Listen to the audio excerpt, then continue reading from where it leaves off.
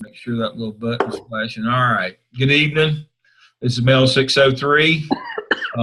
First thing I want to cover with you tonight is where we are. School and legal environment, review one or more cases, reflect on their impact. That was your discussion board. Most of you have done that on your field trip policy. You're doing a great job on your discussion boards.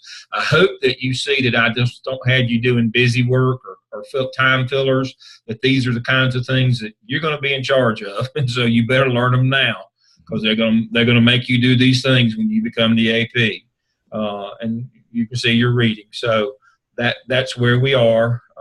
Some of you've already answered the week 3 question.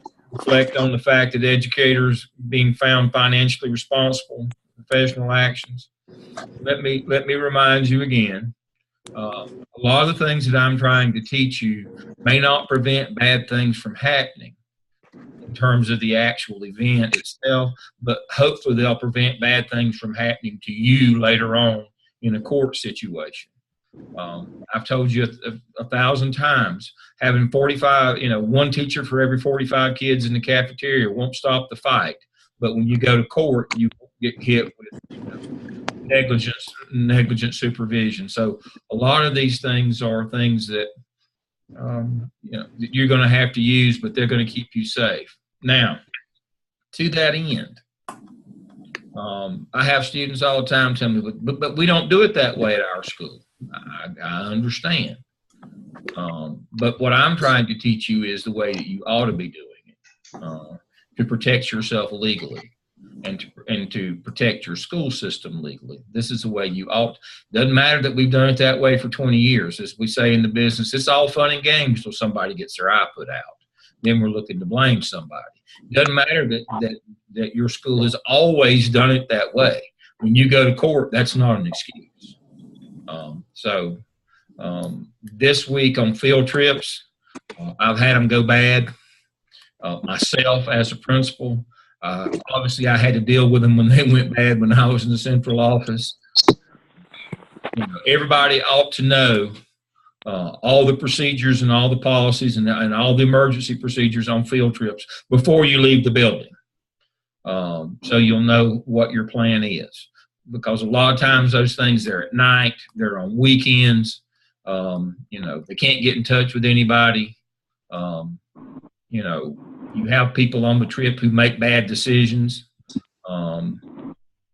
So you need to know, and you need to make sure that when you're in the position of authority that everybody knows what the policies are. And so that's what that one was this week.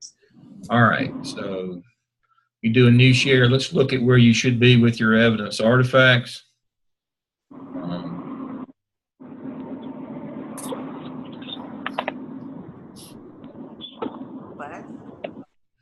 All right. By week 3, discussion of prompts and rubrics for next 2 weeks during the Zoom session. I've already talked to you about your OMA Task 1. I'm going to talk to you more in depth about OMA Task 2. Mike and I have communicated this week, and I maybe should have got this one to you sooner, but we're going to talk about OMA Task 2 just in a few minutes here. You need to start, you Zoom masters, you need to start scheduling your peer reviews of 1. I've been seeing some of those come in. I'm very pleased. I am very pleased with what you're doing with the OMA. Have no quibbles yet with anything that's come in terms of OMA Task 1. They've all been great, and I appreciate that. So, no time like the present. Let's talk about OMA Task 2. Let me go back to the desktop here. Let me minimize that and go here and go to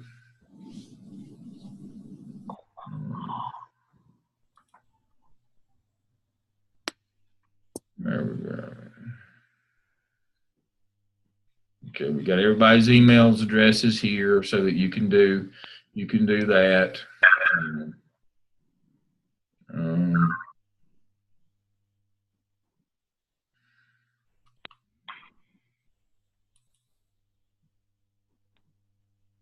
Okay, that's what I'm looking for. If it'll come up for me. Hopefully you can see that. So now let's look this week at OMA Task 2. I'm going to look at 2 and 3 this week.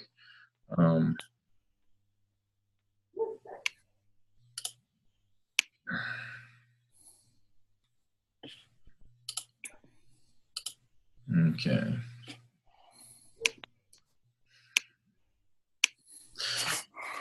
Each candidate, in cooperation with his or her principal, will develop a program for instructional capacity building designed to improve student achievement in accordance with district and state initiatives. Process will include a needs assessment analysis of compliance issues with federal, district, and state mandates, formative assessment, instruments, and procedure. Remember, formative is fidelity checks. That's of the adults. That's not measuring the students halfway through. That's making sure the adults are implementing with fidelity. Arrangements for staff development identified need. This begins to propose that details the plan and actions approved and monitored by the site mentor. All right. If this sounds familiar to you, it is. This is exactly what you did in APTEL Task 3. Think about it for a minute. This is exactly what you did in APTEL Task 3. I went back and read Mike's, which was excellent, by the way. And Mike sent me a question this week, and I went back and pulled up TaskStream and read his APTEL all the way through, and I specifically paid attention to 3. Everything that is in this prompt is in APTEL Task 3.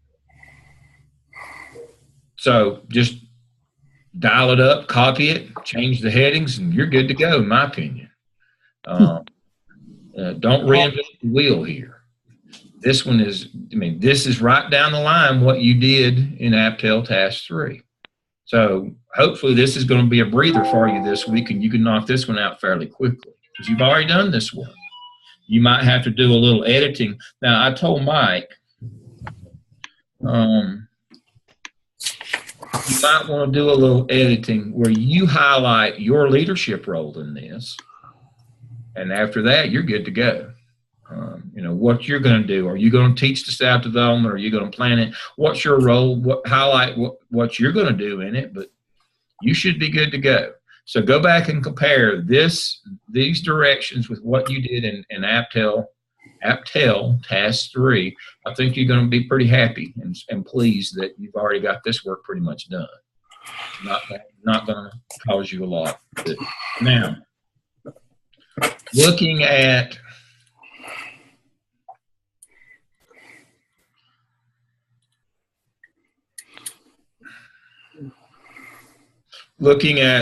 building a schedule for the Task 3. Candidates are challenged to implement their findings from current schools into a modified one that will actually be proposed to school administration with feedback. All right.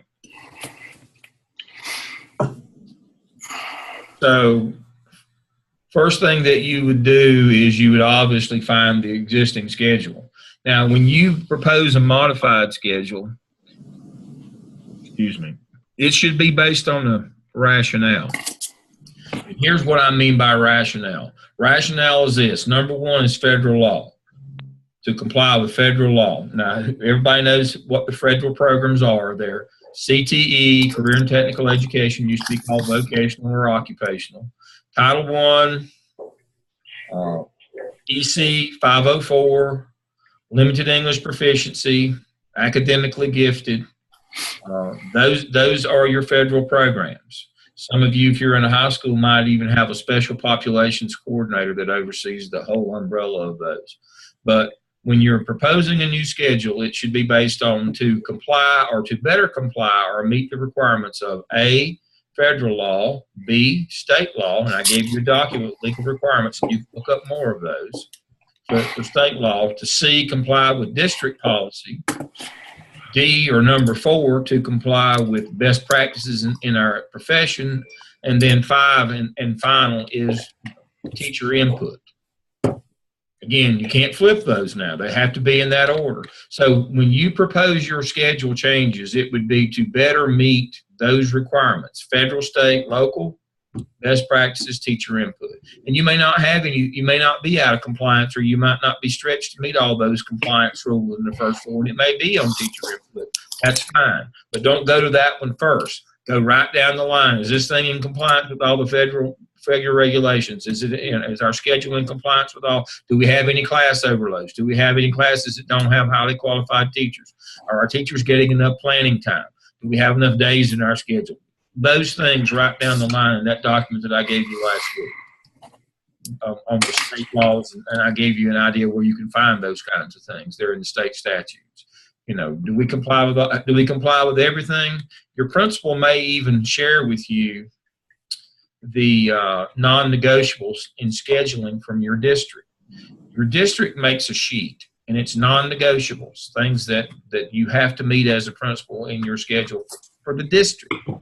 I actually have a copy of one from Guilford County for an elementary school, but every district basically has non-negotiables. In Charlotte-Mecklenburg, non-negotiable is you will teach reading 120 minutes every day. The state requirement is 90, but in Charlotte-Mecklenburg, the requirement is 120. That's non-negotiable in the schedule. And so, look at those. And then best research practices, that goes back to your principal's handbook and some other resources that you have on schedule. And then teacher input is what the teachers want in their schedule. So basically, the first thing that you would do in task 3 is you would sit down and you would evaluate the schedule that you have now, and to make sure that it, look at it from a federal, state, local, and then more than likely you're going to be in compliance in all those areas, hopefully. And then you would look at teacher input. What would teachers really like to see happen? So prompt 1, the candidate will develop an analysis of the existing schedule, include but not limited to strengths and areas for improvement, alignment with any school-related improvement team findings, alignment with legal requirements for ongoing teacher collaboration, planning, and instruction, alignment with needs of diverse and exceptional populations, evidence of input from faculty. Here, the 5 are listed here, but they don't have them in they don't have them in the correct order. You got to understand. Federal comes first, then state, then local, then best practices, then faculty. So that's what they're asking you to do.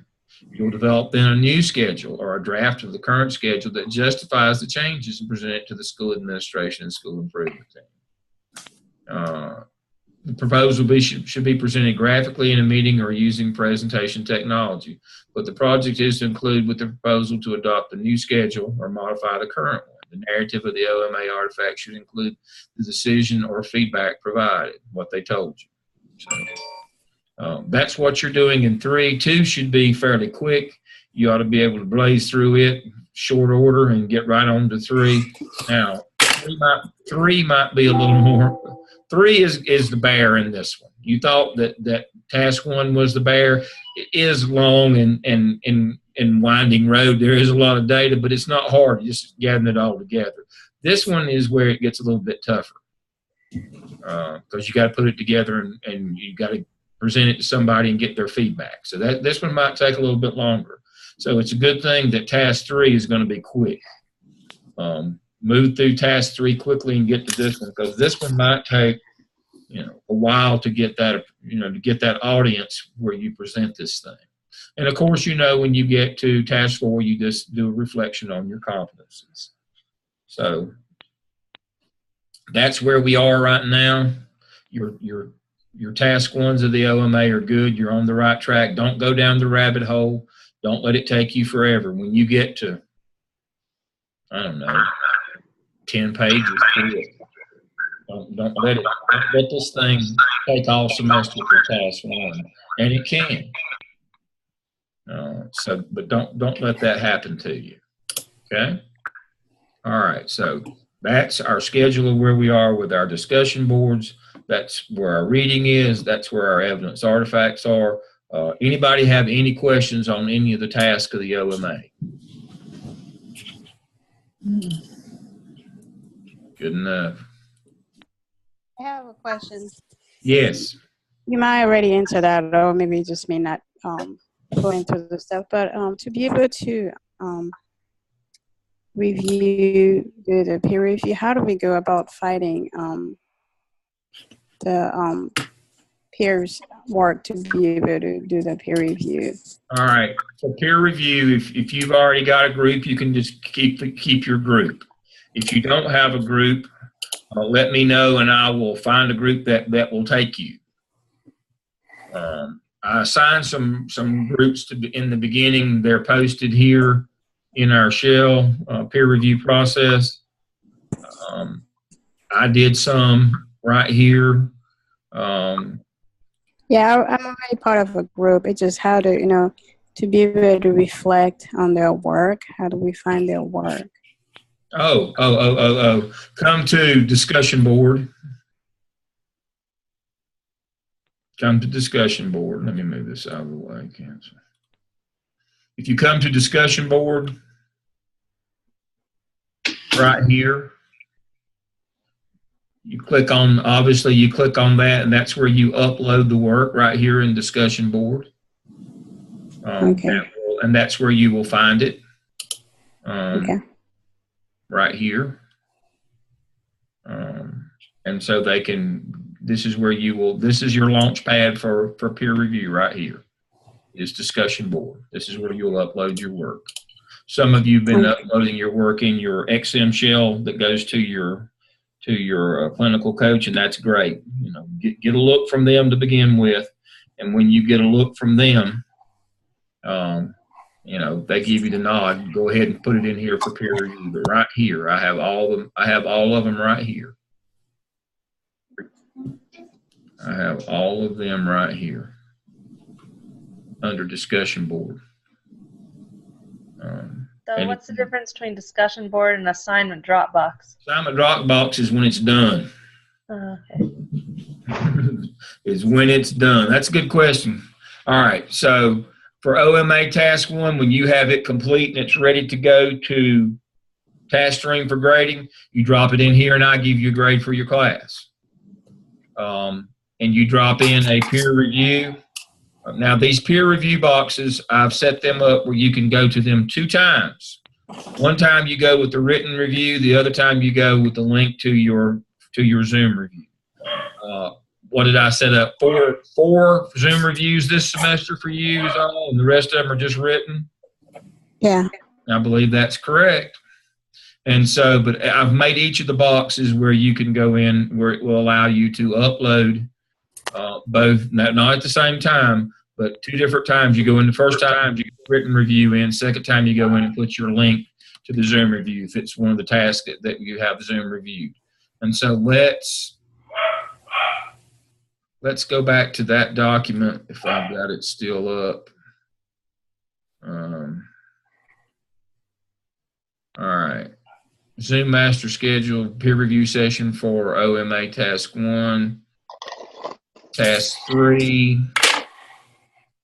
skip task 1, and cap task 1. That's all. Just those 4 is all you have to peer review on Zoom. You have to peer review all of them written form, but just 4 times for your Zoom groups to actually get together and do a Zoom review. But yes, that's a great question. So that's what these boxes for are here. Once all of your tasks are complete and ready to go to Blackboard, and ready to go to task string, drop them in here and I'll grade them. And once you get your written review done, you drop it in here. And if it happens to be a week where you're going to do a Zoom review, you can go back and put your link in there as well. Does that answer your question, Catherine?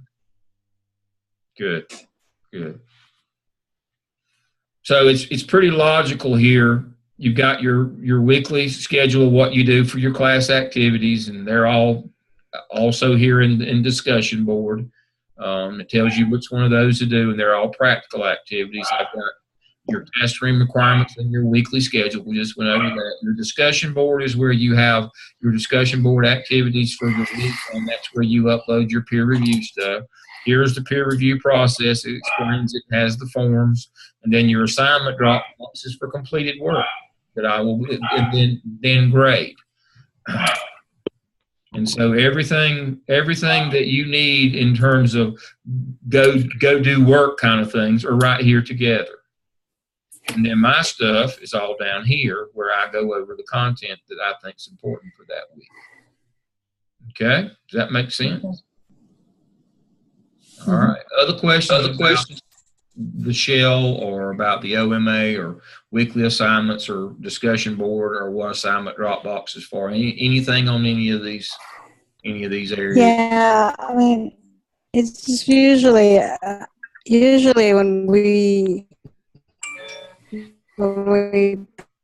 post when we're done with our task, we were able to see it and read it. Zoom, and then be able to do the evaluate, the peer review to be able to post it.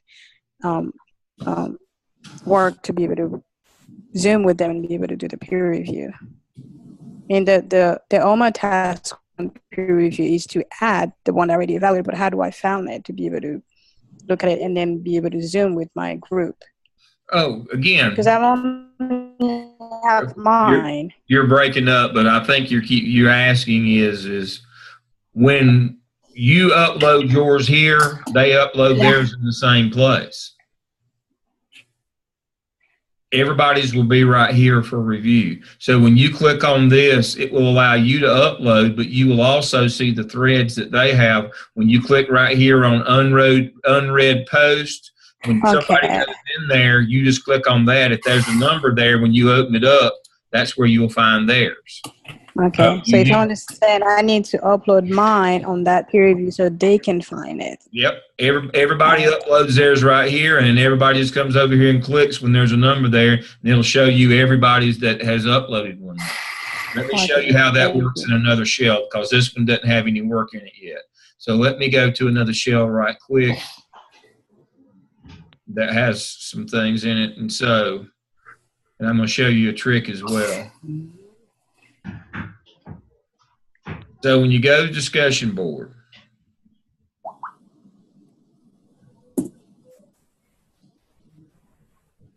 it's going to just look just like that.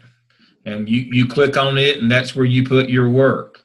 If there's a number here like this here, where it has unread post, you click on it, and it will show you that unread post. And you say, well, I know that somebody's already put something in there, and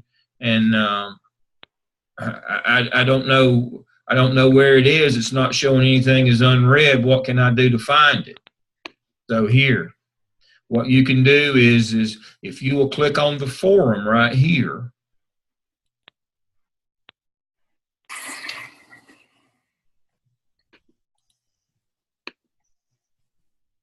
it will show you every post, whether it's been read or not. Okay. And so that's where you will find all of your work. It's in one place where you upload it and where you find everybody else's. And so when you go into discussion board and upload yours, if you don't see a button over here that allows you to go in, you can just click over here. All right. Thank you. So here's all the ones that I've seen so far. That's what I was talking about. I've already seen some, they were good, and I've seen some elsewhere. But yeah, that will, and then you'll be able to then at that time, just like with Mike's, you click then on the thread, and then you can go in and download. You can go in and download his document. There you go. So you're building threads there. It's really simple. All right, so that's how you access the work, and that's where you put your work. Work for peer review is put in discussion board. Work that's done and ready for task stream goes in assignment Dropbox so that I can grade it. All right, back here. All right. Okay, let's look quickly at the things that I want to, that are important for the week. I've only got a couple of things here. First one is court cases. These are the court cases that you should be conversant. I don't have students in 603 write legal briefs. I think that's a waste of time. I even supervised the legal department for the largest district in the state, and I didn't write legal briefs. We have attorneys to do that, but you do need to know what the relevant court cases are. I hope you can all see that, and I have put them in for you here. They start out with Brown versus Board of Education. You know what that is, separate's not equal. And then, of course, we had the Civil Rights Act of 65.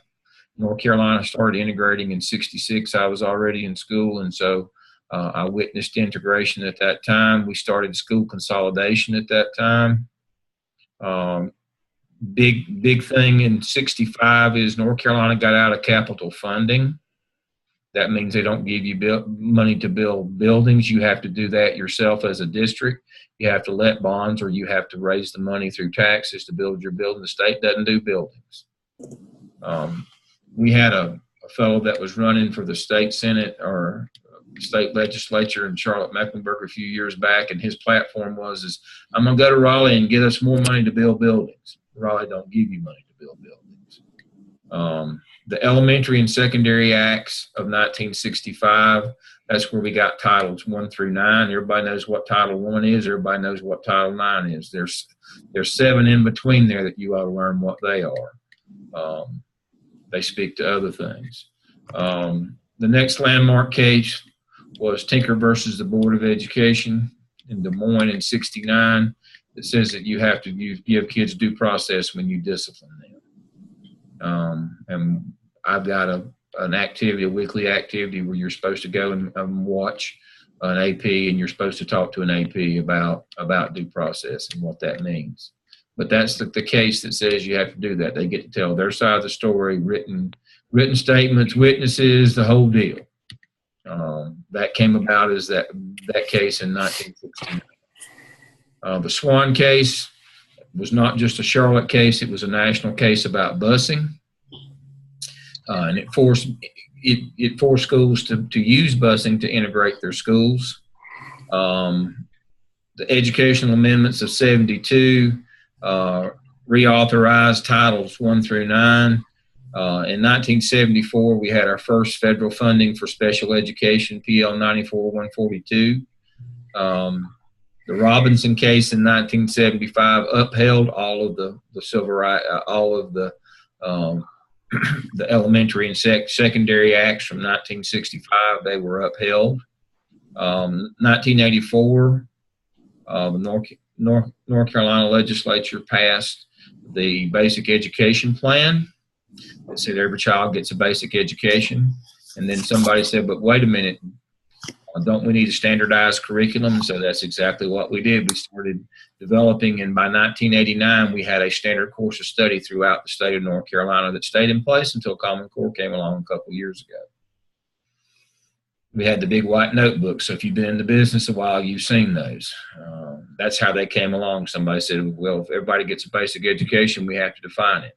And then somebody said, well, if we have a basic education and we define what they're supposed to learn, shouldn't we be measuring that? And so that's when we started career status program, career development program, which was our first attempt to differentiate salary based on performance. It, of course, crashed. But I was part of that. I was a principal at the time and was part of that in one of the pilot districts in Burke County. But that was our first attempt to differentiate salary based on student performance. It did not go well. In 89, we started performance-based accountability, which was the acronym at that time, which became the state ABC program, which generates the state report card, and we have ABCs and EOGs and EOCs. That's where that came from, was the accountability program that started in 1989. We had standard course of study was in, and we said, now we're going to measure and see how well we're doing. From 94 to 98, we had the Leandro case, which was about school funding.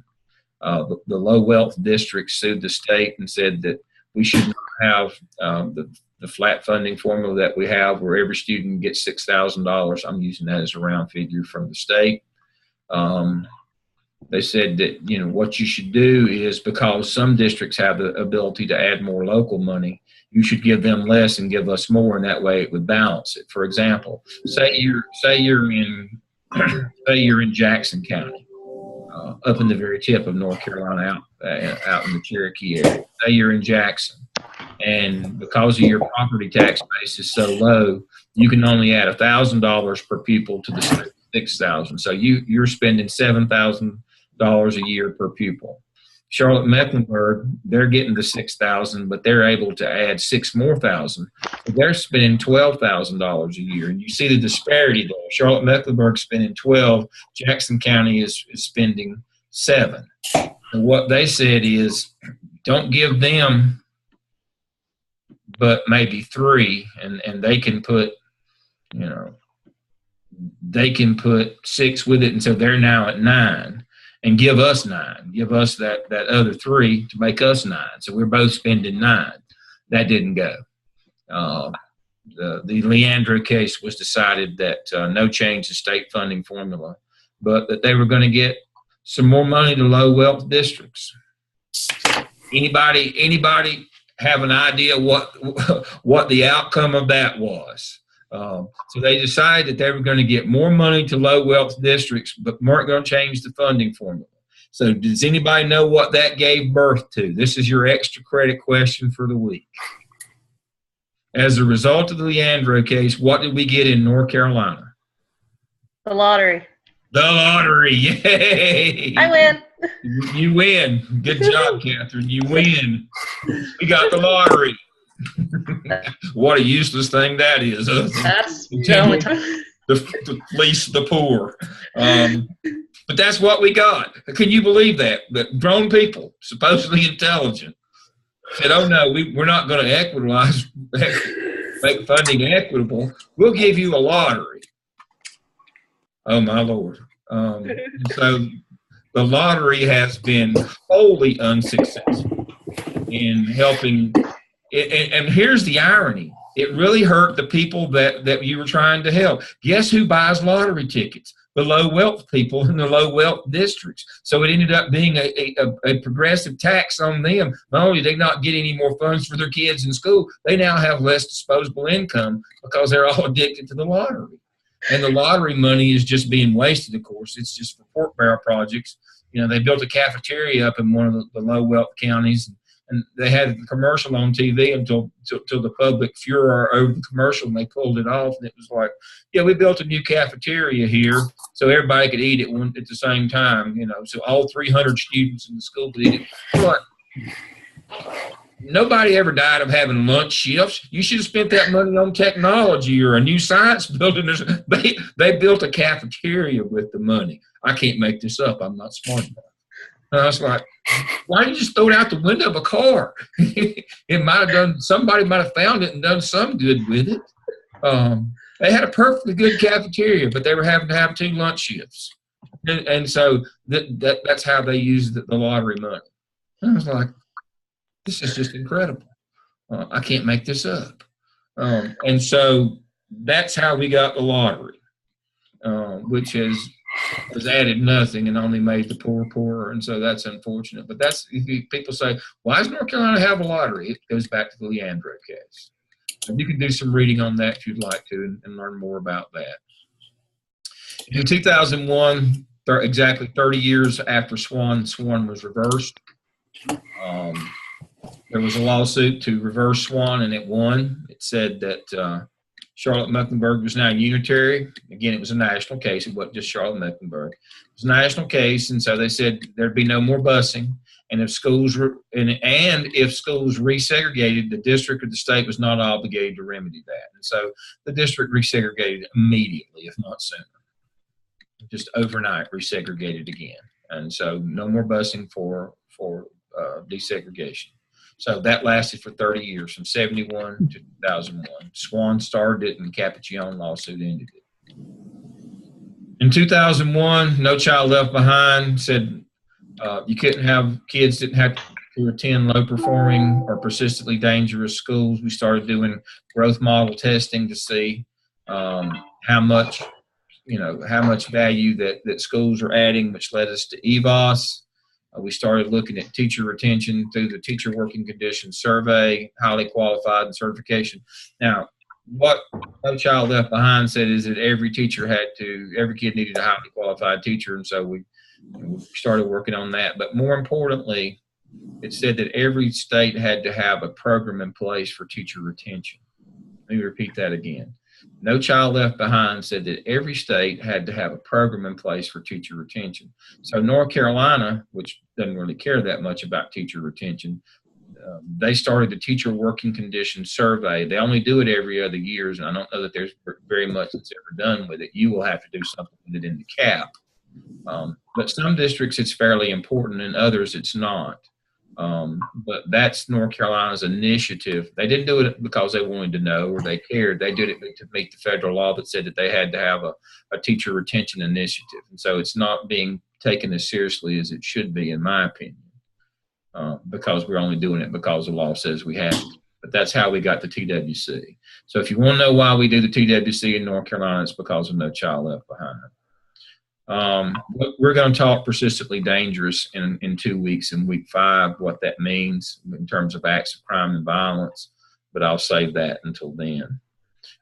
In 2010, we started EVOS, which was an outgrowth of 2001, where we're looking to eventually get to where 50-50, half of the teacher's evaluation will be based on the TPAI instrument, or McReal, or whatever we're calling it this week, where they come in and evaluate on the state instrument, and the other half will be on whether 85% of your kids made growth. The schools will be evaluated on whether 85% of their teachers had 85% of their students make growth. We're not there yet.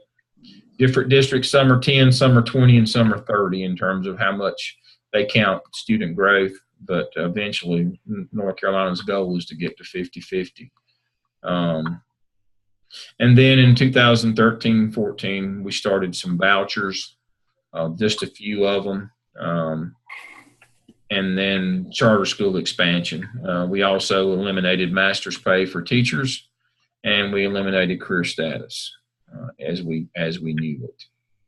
The goal there is what we eventually would like to do in traditional public schools, is what some charter schools are already doing, is that if you have a person that's a high value person, like a chemistry or physics teacher that you can't find, we'll pay them on state scale and give them their full benefits and those things. But they would also like, by eliminating career status, there's no property right. What they'd also like to be able to do is take somebody who's in an area where there's plenty of folks like PE or art or music, and hire non-certified people, or even hire certified people, but pay them as long-term subs and not have to give them any benefits. That's the idea. With getting rid of career status was never about getting rid of bad teachers. Let me say that again. Getting rid of career status was never about getting rid of bad teachers. It was always about getting rid of your teacher's property rights so that we could pay you less than the going rate if we wanted to. Many charter schools do that already, where they differentiate the salary. There was one local charter school to where I am tonight, which is on the main campus of Gardner Webb, that was paying a kindergarten teacher $62,000. Let me say that again. They were paying a kindergarten teacher $62,000. She happened to be the wife of the district manager of the charter school company, but that's immaterial. They had people there that were teaching in high need areas that weren't making half that much. And they had people that they had some positions that were unfilled. For example, they didn't have math for one particular grade because they couldn't find a math teacher that would work for what they wanted to pay. So these are some of the problems that eliminating career status have brought about, that we're going to be dealing with for the foreseeable future in this business. I'm a chemistry physics teacher. I'm worth more than Chris, who's is a band teacher.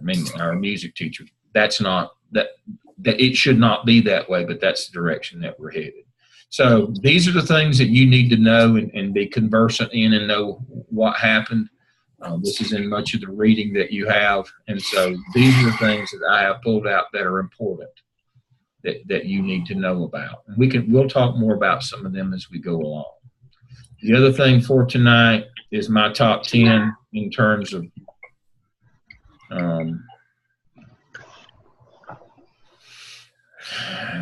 these are your hot spots right here. and things that you better be aware of. No Child Left Behind said that you can't have low-performing schools. You know what that means. You lose your job as an administrator. They'll reconstitute the school and get rid of the teachers.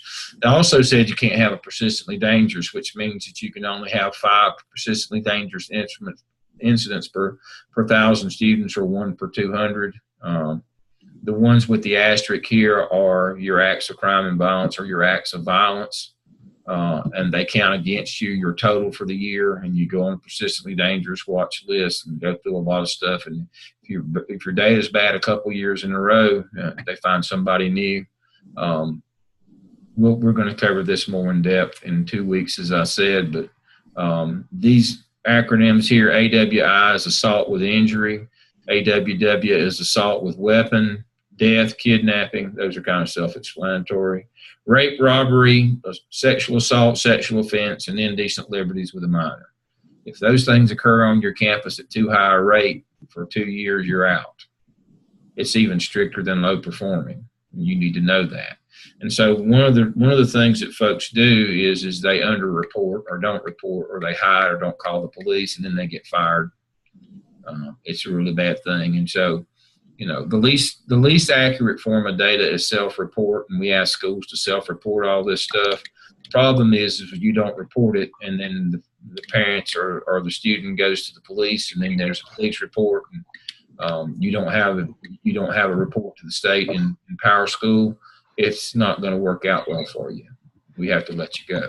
It's against the law to do that. So these things are all required to be reported to law enforcement immediately. And you say, well, why would I tell on myself? Well, because the law says you have to. And if you don't, you get caught. The cover-up's always worse than the crime. Power School disciplinary data reporting, again, all incidents, No Child Left Behind says that all of them have to go in there. All law violations have to be reported immediately. The next one is prayer cannot be staff-led or mandated. It can be student-led or initiated. And that is legal. It's legal out the flagpole. But you need to be very careful with staff-led prayer or mandating that all kids pray or have a time. You need to be very careful with that. You have a lot of people who that's their cause and that's their issue now. And then they're quick to sue schools and even school boards. School boards that open with prayer, a lot of those have been sued, and you will lose. Can't do that. You have to be careful if you're in a traditional public school to understand that you can have some prayer, but how it has to be administered. It can't be administered by the adults in the building. Contrary to popular opinion, student dress and student publications can be regulated to avoid school disruption. You know, a long time ago, I was a high school principal, and I sent a young man, let me say that again, I sent a young man home, not because he was wearing a dress, but because his dress was too short. You know, the girls complained that I wouldn't let them wear dresses that short, so they were right. So I had to send him home, not because of his dress. He just needed to wear a longer dress every day. That's absolutely a true story. And so, but it's your job to make sure that things like that don't happen that are a disruption. And you need to be monitoring the school newspapers. Kids just write anything now. Of course, adults do too, without having any facts to back it up. They just, they just put, they don't seem to understand the journalistic integrity, process. And so kids will put anything, rumors or whatever. You have to monitor that stuff because that gets away from you really quickly. And it almost becomes like a bullying situation. So you have to very much monitor that kind of stuff. All right, let me see what Graham has to say. Okay, I have a question here. We want to pray for Graham. I'm not in the public school, so I can pray all I want to. We need to pray for Graham. His grandmother passed away. Sorry to hear that. But he has a question here about this week's discussion board. Can he submit it next? You can submit discussion boards anytime you want to. There is no early or late for me. As long as they're done by the end of the, that's the beauty of online classes. It's self-paced. You get to do what you need to do. And so for Graham, for all of you, you know your schedule than I do. That's fine. Okay, let me answer him right.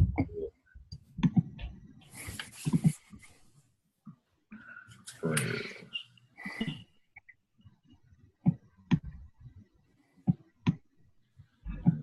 So we're sending out a prior request for Graham tonight, our classmate. All right, and I'll do that. Okay. Search and seizure. There's two different standards on that, and you need to know the difference. You as school staff only have to have reasonable suspicion. The police, your police officer, have to have probable cause. But strip searches are not permitted by school personnel, so don't get into strip searches. And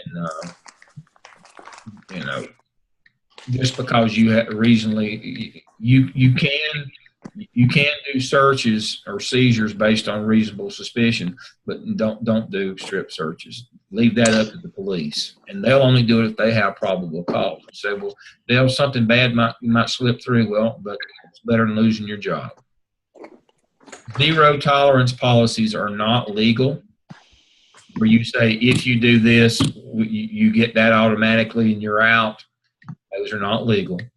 You need to follow your district's handbook in terms of your code of conduct, in terms of the range of discipline, but you can't just say, if you do this in my school, you're going to be out of here. You can't do that.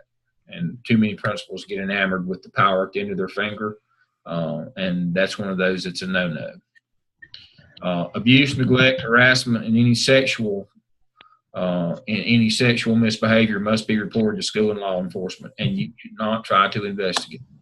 You are not qualified to do sexual abuse or sexual complaints about sexual misbehavior. That is not you.